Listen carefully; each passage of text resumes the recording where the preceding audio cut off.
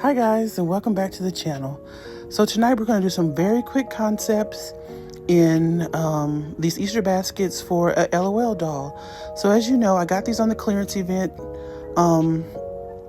for $2 a piece for the LOL dolls. And I got some of these light lamps. Oh, I'm watching KOK's live. So I'm saying hey to her. Love KOK's channel. She just sold some of her awesome gifts, including one very beautiful Pokemon gift. Okay, so I'm going to use these light lamps. I got these from Pop Shelf last year.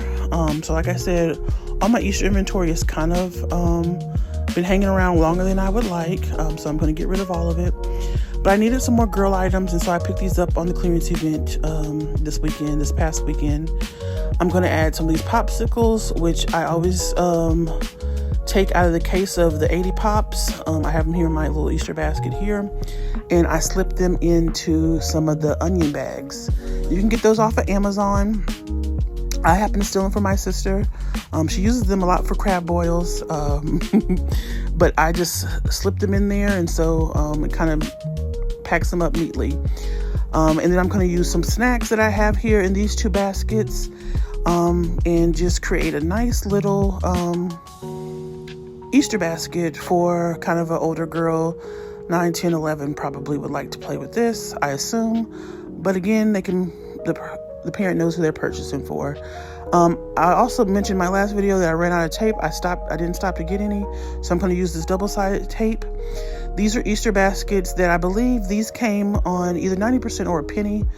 I know my big wigger baskets like over here usually come on 90%, but I can't remember if I got these on 90% or a penny. But yeah, so I'm just going to add the doll and that light lamp, and those are going to be basically the two items. And I'll add some little filler items as we go along here. I took and I put brown paper in the bottom of each of the baskets and lined it up with some of the green shred or grass. And I had this left over since Christmas. I get my shred from the Hamper House, and all they had left over was green when I went last time during Valentine's. And so I just got a couple of bags of that because I knew I could use that for Easter. And so I do have some pink shred, but I like to save that for Mother's Day. And so here I am adding the popsicles here. And then I'm just going to add some of the snacks. And I'm going to put this little Rice Krispie treat here on the back. And then I remembered that I had some of these Easter stickers. And I think I might have showed you that when I used to use my Easter boxes in a video that was called how to, take a pre-made gift and make it look like Easter or something of that nature. And I showed you these little Easter sticker sets. And so I wanted to use them this year. This is rollover from last year. So I'm going to place one of those there, and they can decorate this little Easter duck with bunny ears or however they want to do with the little stickers. And I'm just adding that there. And then on the back is kind of going to be my little sweet snacks. So I'm going to add a Rice Krispie treat. And I'm going to also add a pack of cookies here. And I'm using that double-sided tape. And it's not working as well as I would like. But like I said, I'm going to have to stop and get tape. I can always get my tape from Rose's. They have a nice big roll for $1. And it's very high-quality tape. And so I always like to get my tape from Rose's. And I am going to go and get those watches that Rachel from Daddy's Treasure Chest. So every time I say Rachel, I just assume that everyone knows, but her channel is Daddy's Treasure Chest. And you guys should go watch her over there because she always gives good shopping tips on where it has good deals. And she said they had some watches for $2, so I'll be going over there. And I'm just going to add some of my savory snacks up front. I say that, but I think there's a fun dip and also a fruit snack that's going up there. And I think that is going to complete this gift. I'm just adding some of this double-sided tape. And I don't usually use double-sided tape. I don't know. It's doing pretty okay, I guess. And so I'm going to use that there just to kind of lock it down. And then I'm going to just keep on completing this process to have these 3 gifts. And then, like I said, the 2-pack cookies there on the back just to kind of round it out. So like I said, the main items here were just those two toys, which would be the LOL doll, and it's the OMG doll, so I thought that was kind of for an older little girl, and then the light lamp, which is kind of like a nightlight. All right, so just follow me along. I'm going to kind of do this two more times in additional to this, for those 3 dolls that I got over the weekend. All right.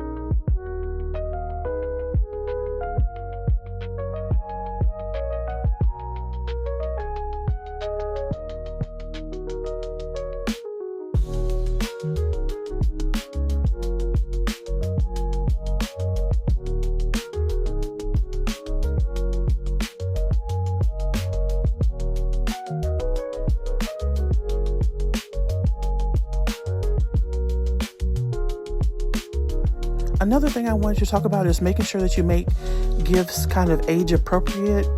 And so I thought that this was nice for older girl, because of how the doll was kind of dressed and the age group that the doll looks like it would be in, as well as the lamp.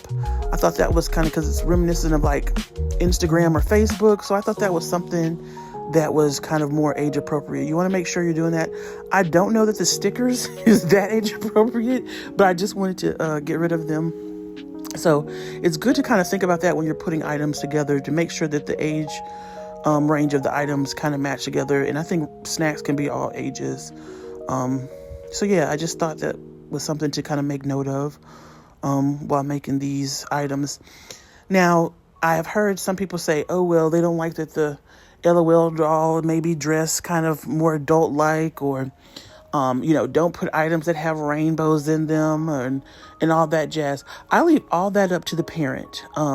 So if the parent doesn't want scantily clad dress dolls, they just won't get this gift, and they might pick up another gift that I have that doesn't have that item. Or if someone doesn't like their kid to play with rainbows or things that may be in certain classifications of gender or what have you, that is up to the parent to decide. If whatever agenda they want to push on their kid or don't want to push on the kid is none of my business. I just make gifts, and the parent gets to choose the morality and everything else. And that also goes with allergies. So a lot of times, some gift designers have their own prerogative about what type of snacks they'll put in there, or if it's a peanut allergy or if it's a gluten thing.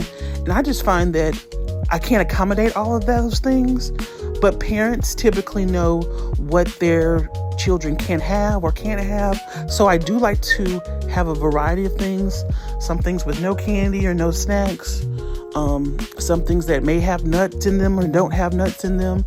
And if a parent decides to stop at my table and they know that their child has a gluten allergy or nut allergy or whatever type thing like that, they should be able to decipher what gift is best for them. I can't, I'm not going to just, not put a certain thing or certain item in there, thinking and hoping and wishing or praying that it works out. I think that judgment should be left up to the parent, or the person who is buying the gift.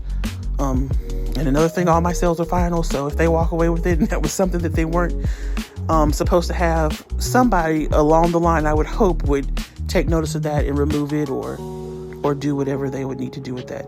So that was just my take on that. I saw that someone had commented on one of my videos about just some questions. They're very polite. But yeah, that's my thing. I don't really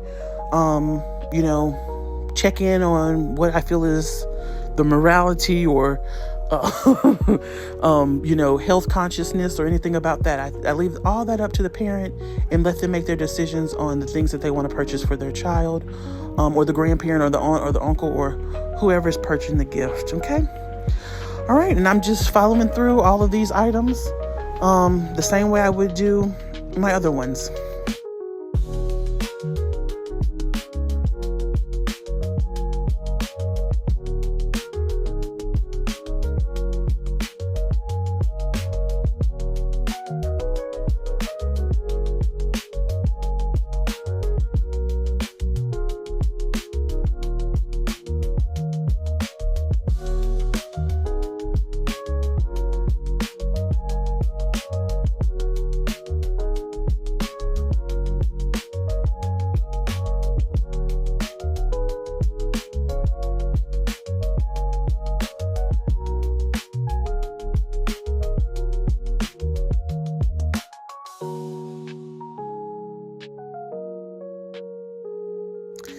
And then here I am kind of checking this cookie, and it felt like it was broken. So I just tossed it to the side for someone else to eat, or, a family member or what have you.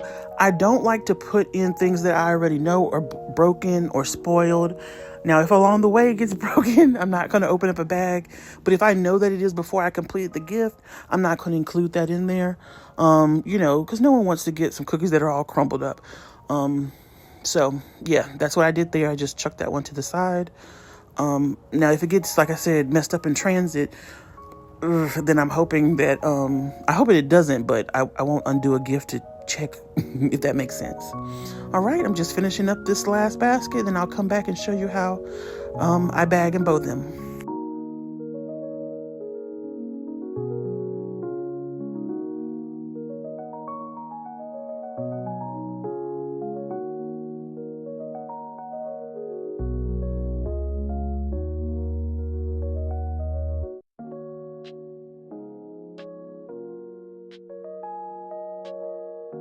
All right, I'm going to use 20 by 30 bag to do all these gifts. And I'm going to use a floor satin bow. So I'll be right back. And here I am. And I'm just going to put in, I did pink and purple for these gifts. I thought that was real nice and kind of girly.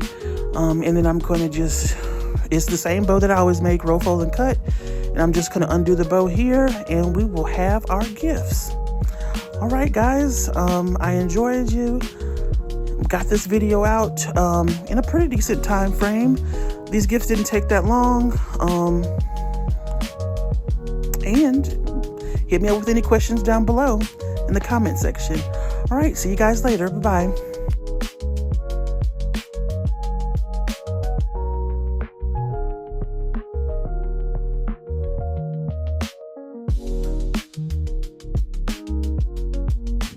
Okay, I just wanted to show you guys that I am coming back here to cut the tails, and I always like to cut tails and fluff on the gift, which I've mentioned before in some previous videos, but if you're new, I do cut those tails here at the end. All right, bye-bye for real this time. All right, and I'm also going to show a little overview of all these gifts, how they look after I finished. The other bows I fluffed out off camera. All right, have a good night, everyone.